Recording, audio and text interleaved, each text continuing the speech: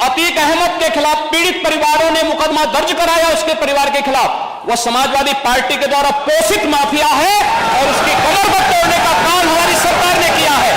और फिर मैं कहता हूं इसे हम इस माफिया को मिट्टी में मिला देंगे।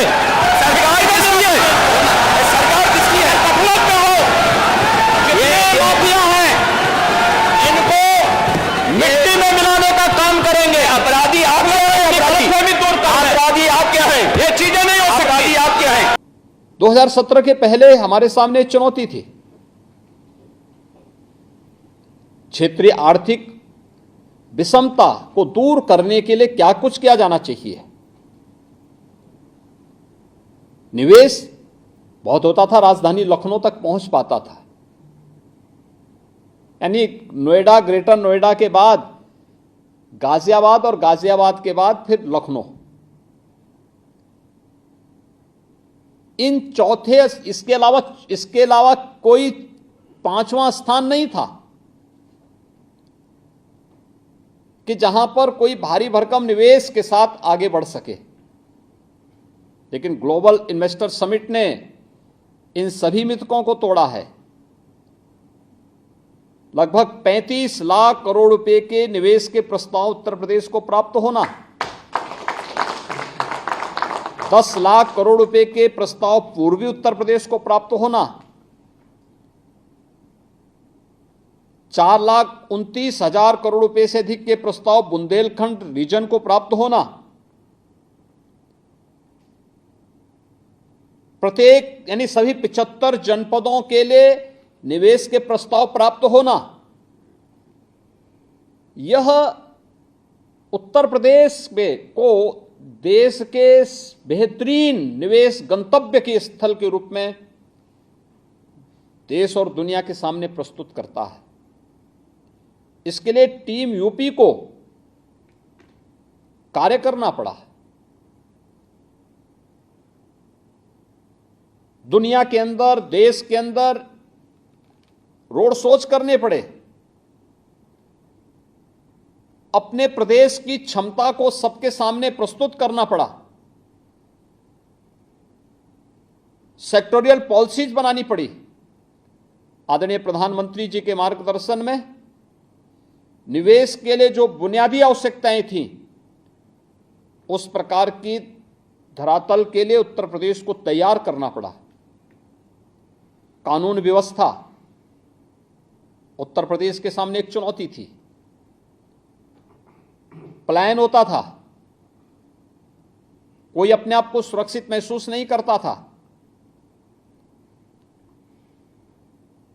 जब व्यक्ति ही सुरक्षित नहीं तो पूंजी कैसे सुरक्षित होगी। यह स्थिति 2017 के पहले तक थी, लेकिन आज उत्तर प्रदेश की कानून व्यवस्था दुनिया के सामने, देश के सामने एक नजीर है। उत्तर प्रदेश के पास अब पिक एंड चूज नहीं, बल्कि सेक्टोरियल पॉलिसीज हैं, जिसके माध्यम से निवेश के किसी भी प्रस्ताव को हम लोग केवल एक कार्यालय तक सीमित न करते हुए, तकनीक का बेहतरीन उपयोग करते हुए, सिंगल विंडो सिस्टम का हो, एमओयू मॉनिटरिंग सिस्टम के माध्यम से हो, उद्यमी मित्र के माध्यम से हो, या फिर ऑनलाइन इंसेंटिव मॉनिटरिंग सिस्टम के माध्यम से निवेश के एक एक इंसेंटिव को ऑनलाइन निवेशक तक पहुंचाने की व्यवस्था हो, यानी मानवीय हस्तक्षेप की गुंजाइश जीरो की दिशा में आगे बढ़ने का कार्य जो हुआ, आज उसके परिणाम भी हम सबको मिलते हुए दिखाई दे रहे हैं। हमारे सामने चिंता थी एक समय कि आखिर लखनऊ के बाद हमारे मध्य उत्तर प्रदेश का क्या होगा। हम लोग जब भी आदरणीय प्रधानमंत्री जी के द्वारा विगत 9 वर्ष के दौरान जो विभिन्न प्रकार की लोक कल्याणकारी योजनाएं देश के अंदर घोषित हुई, उसके बारे में देखते थे, सीतापुर में, हरदोई में लाखों परिवार ऐसे मिलते थे जिनके पास रहने के लिए आवास नहीं थे, फूस की झोपड़ियों में रहने के लिए जिन्हें मजबूर रहना पड़ता था, शौचालय नहीं थे।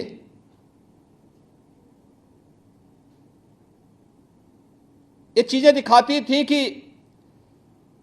दिया तले अंधेरा का कोई एक उदाहरण है तो ये क्षेत्र हैं जहां विकास पहुंचा ही नहीं। लेकिन आज प्रदेश का इंफ्रास्ट्रक्चर जिस मजबूती के साथ आगे बढ़ा है, पूर्वांचल एक्सप्रेस हो, बुंदेलखंड एक्सप्रेसवे हो, गंगा एक्सप्रेसवे पर जिस तेजी के साथ कार्य प्रारंभ हो रहा हुआ है, एयर कनेक्टिविटी जिस तेजी के साथ आगे बढ़ी है, औद्योगिक संस्थानों में जिस प्रकार से इंफ्रास्ट्रक्चर को और उसकी स्ट्रेंथनिंग करने का कार्य हुआ है, विद्युत की आपूर्ति में बिना भेदभाव के कार्यक्रम को आगे बढ़ाने और हर औद्योगिक इकाई को ओपन एक्सेस की सुविधा देने के बाद तो आज उत्तर प्रदेश में समय समय पर जो रिफॉर्म भी किए गए उसके परिणाम निवेश के रूप में और रोजगार सृजन के माध्यम से भी हम सबको देखने को मिला है। हम लोगों ने पिछले 5 वर्ष के अंदर उत्तर प्रदेश के अंदर एक वातावरण तैयार किया, कानून व्यवस्था के माध्यम से हो या परंपरागत उद्यम को वन डिस्ट्रिक्ट वन प्रोडक्ट के माध्यम से प्रोत्साहित करने का रहा हो, प्रदेश के स्केल को स्किल डेवलपमेंट के साथ जोड़ने का कार्य रहा हो। इस सभी त्वरित गति से जहां आगे बढ़े वहीं इंफ्रास्ट्रक्चर डेवलपमेंट का भी बेहतरीन कार्य उत्तर प्रदेश के अंदर हुआ।